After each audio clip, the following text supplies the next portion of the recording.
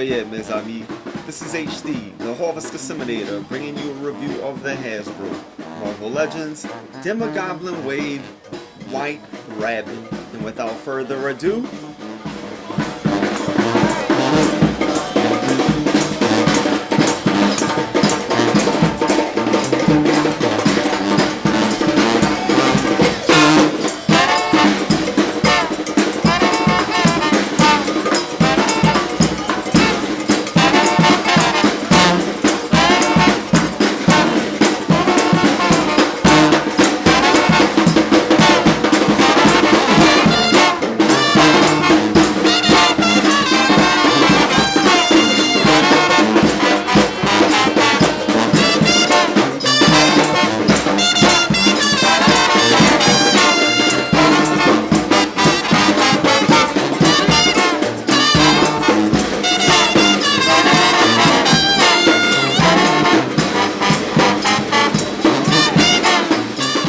my initial thoughts is, I'm pleasantly delighted to have the figure. She looks really great in the box. So if you're an in-box collector, she looks really good.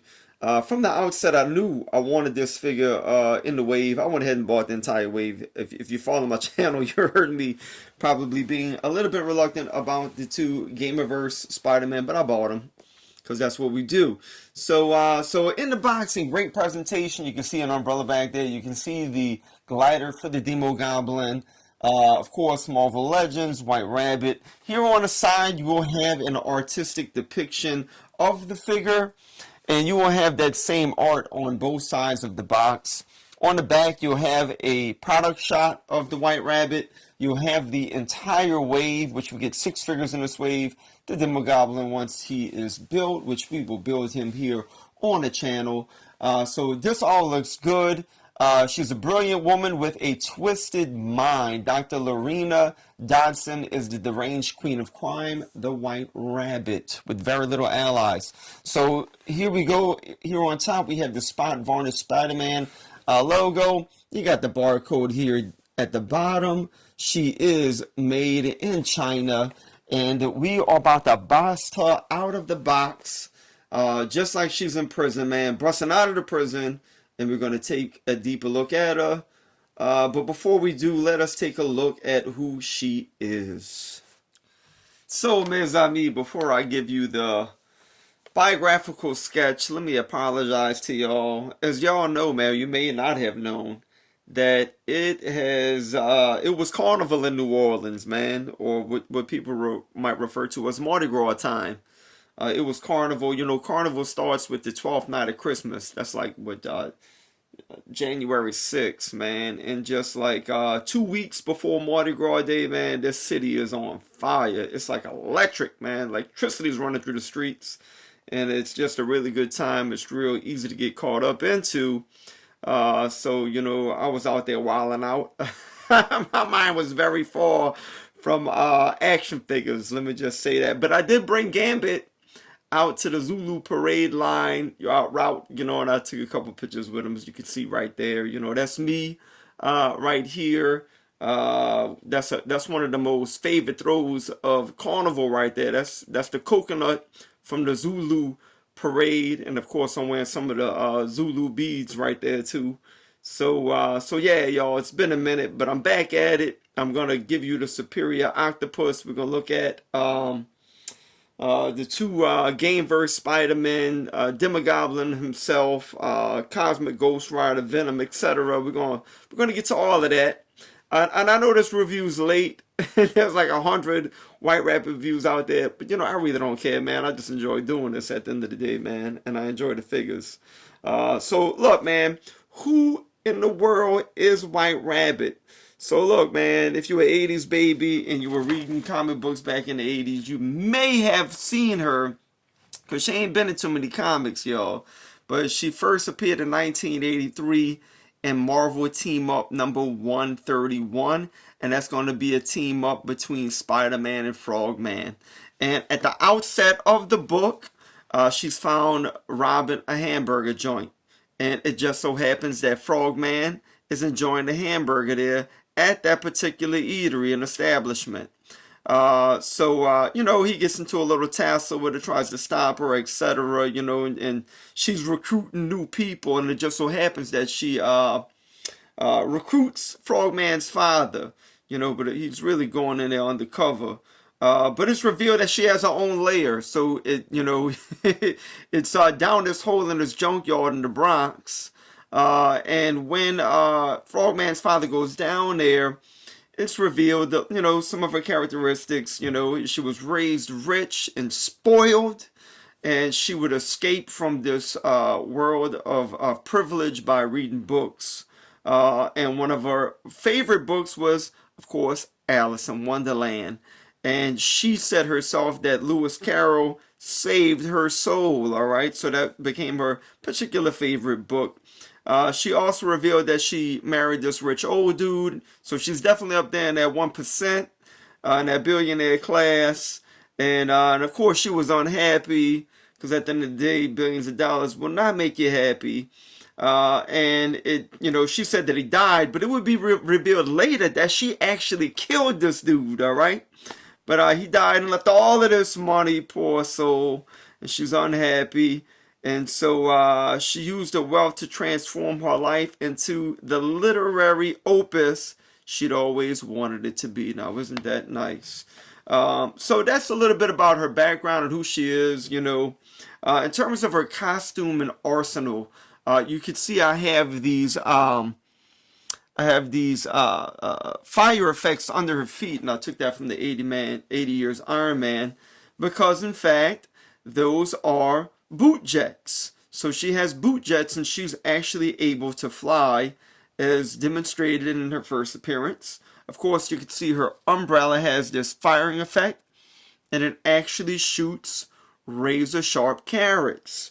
Also in her arsenal, she has a pack of mutated rabbits, as is revealed in Deadpool Back in Black #3. She also has a bunny mobile.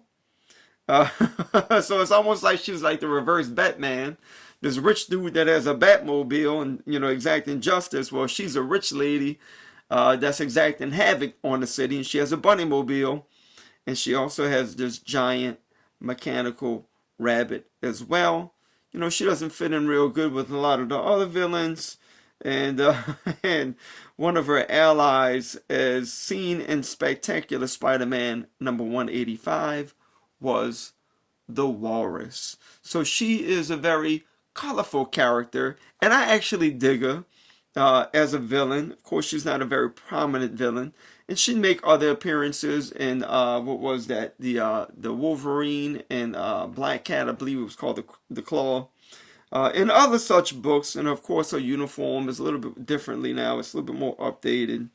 But yes, that is a little bit about her background. Now let us take a closer look at the figure herself by first looking at her accessories. And here go her accessories. And I am almost satisfied with the accessories. Of course, we have the glider for the Demogoblin, and it looks absolutely phenomenal. And we will take a closer look at this when we look at the Demogoblin figure. And there goes the glider. It just actually took off and flew by itself. So look, man, it's dope. DOPE.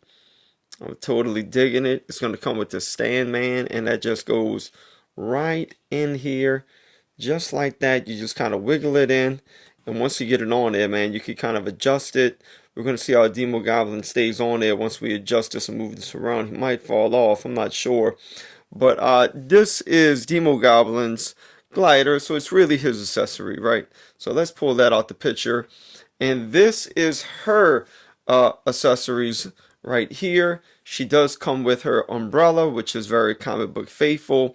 And the cool thing about this is that you can put this firing effect right here on the tip of it right there, like she's actually shooting her carrots, her razor sharp carrots. That would have been cool if we could have got a few razor sharp carrots, just a few carrots. That would have been an extra bonus, which would have been appreciated. What would have also have been good would have been a couple of extra hands. You know, some fisted hands or something like that. You know, that always goes a long way with all action figures. An additional set of hands, which we do not have with this particular figure. But this umbrella, man, it's cool for what it is. Of course, you have this silver handle here. The umbrella is pink, you know, and it's sculpted real nice. It has, you know, you can see the little strap right there, the Velcro where it attaches, or the button. So the umbrella is done well. And of course, the firing effect is also really cool, man. So I really appreciate it, actually. And I think the umbrella came out really nice. And that is her accessories. So now let us take a look at her head and her body sculpt. And look at that head sculpt, man. I must say that I'm impressed with it, man. The ears, the whole 9 yards, it all came out looking really nice. Look at, you can see the fur detail on back of the ears right there. You see that? Oh yeah, man. I like that, man. That's some cool attention to details. They even have one of the ears kind of bent so they're not like shaped in the same way. You can see that, man. That's really nice. Her face is painted very nice. It's almost like, you know, it's almost like looks like a ceramic mask that she's wearing almost. So that came out really good. The pink on her nose, her lips came out nice. Her eyes aren't wonky. The eyebrows came out nice. So the paint job on her face is phenomenal, and I love her hair. I like the wash in the hair. It's like a brown with like this golden brown wash in it. You know, just came out real sculpted, real nice, flowing real nice. Just looks really good. So I think that Hasbro really killed it with this head sculpt right here. I would definitely put it in the same category as the Vulture and Shang-Chi, which came along in this wave as well. She came with this bow tie. I tucked the bow tie under her jacket back there. I just felt like it gave her a little bit more ability to articulate there in the neck by doing that. The jacket, as I stated at the outset, is a reuse from Monica Rambeau. And I have Monica back here sitting down, so let me just grab her real quick without that chair falling behind the table. And as you can see, she dropped a cigar. That's all right. This is the very same jacket. It's the same exact one, just painted different color. You can see it from the back there. It has the same texturing and everything. But what I'm hoping this means, actually, is that I could get some alternate hands with Monica Rambeau. And let me just see if that's going to work out for us here. So you can see with me. I don't have to post it on Instagram and be, oh, look, check this out. Like I did with Mr. Fantastic. I took off his arms, the newer one, and I was able to put the old arms on that body because it's the same body mode. So yeah, if you want to put some different hands on Monica, you will be able to do that. They are a little bit brighter than the white that she's wearing, but I mean, you could still pull it off. So you can get some alternate hands going with her with that. So let's put this back onto White Rabbit here. Bam. And so, yeah, man, overall, the body sculpt is cool, even though the jacket is a reuse. Again, I do wish that they would have painted the patterns, you know, on the jacket, the black striping. But look at her chest area right here. It came out real nice, you know. Her breasts aren't, like, crazy huge, you know what I'm saying? They're just the right size. I like the fact that she has her watch chain there. That's very comic book faithful. So the pants came out looking nice. The flesh tone on her legs and chest, yeah, it's cool, man. It works. Now, here's going to be my biggest complaint with the figure, and I saw this in the box, is look at her legs, man. Her legs are really warped. You know, I can't say that I've ever seen that with a male figure, but, you know, I don't know how to fix this. Y'all let me know in the comments below if it's even fixable. But you can bend it out that way. But then she just kind of stands real weird, you know. So that leg is just kind of bent like that. And I don't know if that's just my figure. Maybe I should watch some other reviews because I really haven't watched many reviews on her. Maybe I should. And but yeah, it's just kind of warped right there. But the boots, the texturing is really nice. It's fur, and you're gonna get the same thing down here in her feet. So all of that looks really nice, man. That came out really good, extremely well. Let's see how her booty's looking back there. Yeah, you know, that's all right back there, you know. So you can take the jacket off, of course, but her arms are still going to be blue. And so that is her body sculpt and her head sculpt, man. Overall, I'm very satisfied, minus her legs right here, how they just kind of warped and bent like that, and you have to kind of work with that when you stand her up. But she does stand up nicely, which you can't say about too many female Marvel Legends. They have a tendency to want to fall over. I've had her standing up for a few days because I opened her before Mardi Gras. That first clip I recorded before, you know, the parades really started rolling. And so yeah, very impressed. Now let us take a look at her articulation.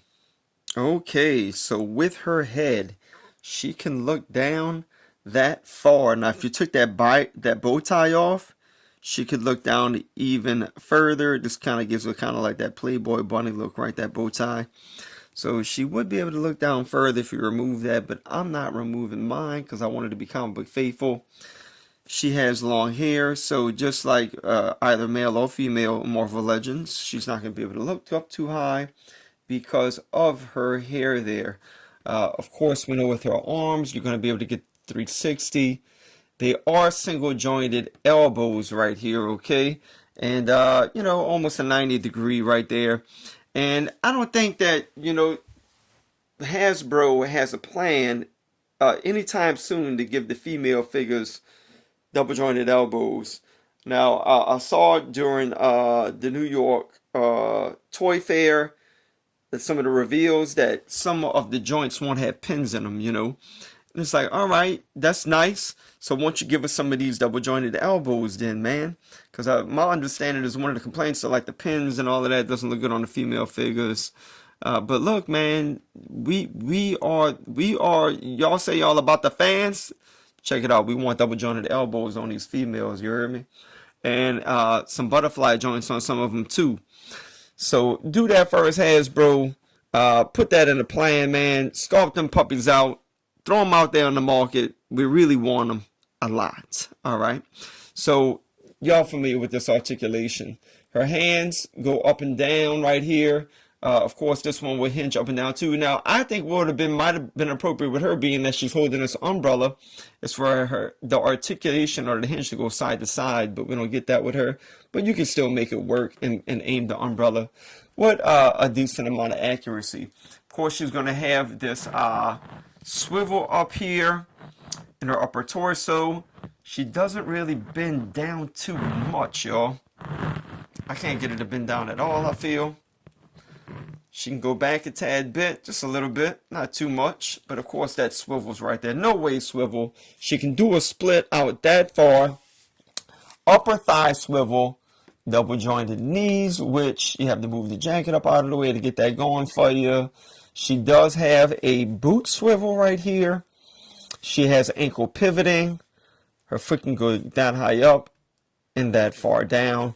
So it's just pretty much basic female Marvel Legends articulation. Now let us see how tall she is. And in the white trousers, or no trousers at all, our dear sweetheart with her ears projected up. The white rabbit stands in with her upper ear at 7 feet, but of course that's not her head. If you're looking at the top of her head, she's like 6¼ inches tall. So she is looking quite foxy, and the height is appropriate. And here she is scaled next to 2 other figures I've already reviewed from this wave. From the Demogoblin Wave, we have the Marvel Legends Shang-Chi and the Marvel Legends Vulture. And I tried to get these guys standing as straight as possible, especially Silver Sable over there, but she's doing a little gangster lean.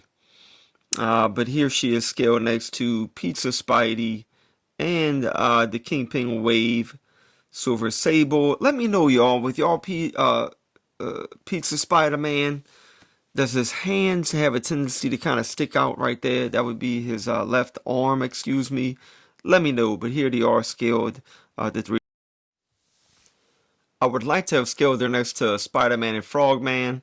So now that we have the White Rabbit, perhaps Hasbro will produce a Frogman, to be seen, but that would definitely be very dope.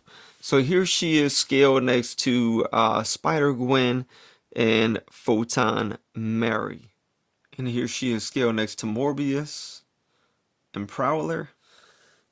And because she appeared in the Wolverine Black Cat team up comic book clause, I have her scaled next to Wolverine and Black Cat. Now, I think this is very appropriate. And we finally have a figure because she's really tall, Black Cat with those heels. And it looks like the White Rabbit is almost just as tall as her, maybe just a little bit shorter. And of course, Wolverine will be shorter than both of them.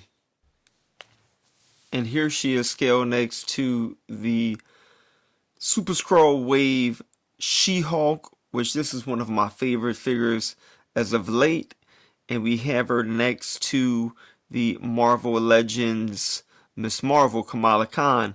And we are going to get a reissue, as we saw during Toy Fair 2020, of Miss Marvel, which I don't have a problem with. I just think maybe it's a little bit too soon to have a re-release of the figure, because I really wish that they would re-release several figures from the past. Give us, release comic book version of Baron Zemo again, Electro, Green Goblin, Hobgoblin. That's all invited. And perhaps Hasbro can give us kind of like the archive wave, what they did with the Black Series with Star Wars. Do that with some of the Marvel Legends.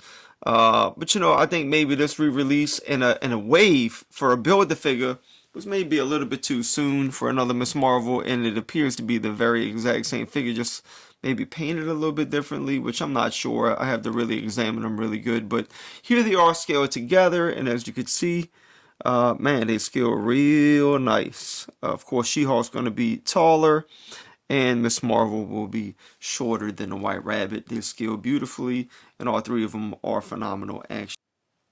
And last but not least, here she is scaled next to two New Orleans born superheroes. We have the most powerful, magnificent Monica Rambeau with her single jointed elbows. And we also have the single jointed elbowed Remy LeBeau, also known as Gambit, on the streets of La Nouvelle Orleans. I'm hoping we get double jointed elbows with both of these figures, but they all scale real nice, y'all. This was the same dude I brought to the parade route. My man Remy LeBeau was at the Zulu parade, cutting up right there with me. And yes, they scale magnificently together. And in conclusion, I love this action figure. And that's all I can tell you, mes amis, is that I really dig her a lot.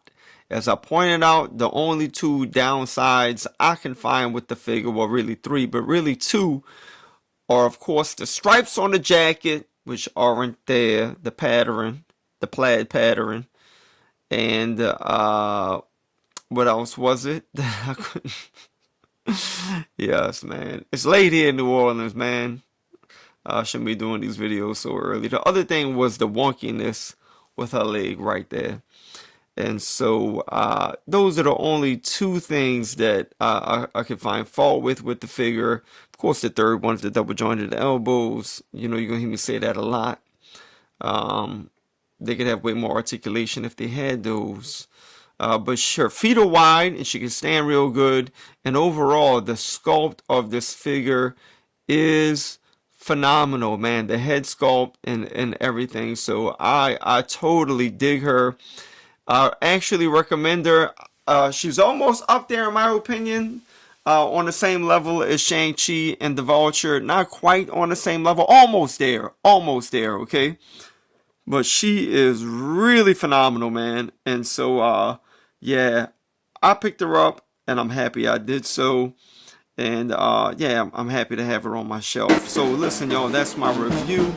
Thank y'all so much for watching. You can find me on Instagram at Harvest Desseminator. If you enjoyed the video, go ahead and give the video a like, subscribe, hit the notification bell, because I'm be coming at you with some more reviews here in the very near future. Again, thank you so much for taking the time to watch this review. Y'all have an amazing day. Happy Mardi Gras, happy belated Mardi Gras to y'all. It's Lent season now. So everybody in New Orleans is giving stuff up, but you know, everybody relapses, you know, and they go back to their old habits like 3 days later. But you know, that's New Orleans culture for you. But you know, happy belated Mardi Gras to y'all, and we'll be in touch. Look for me here soon, y'all. And as we say here in our city, laissez les bon temps rouler, les amis.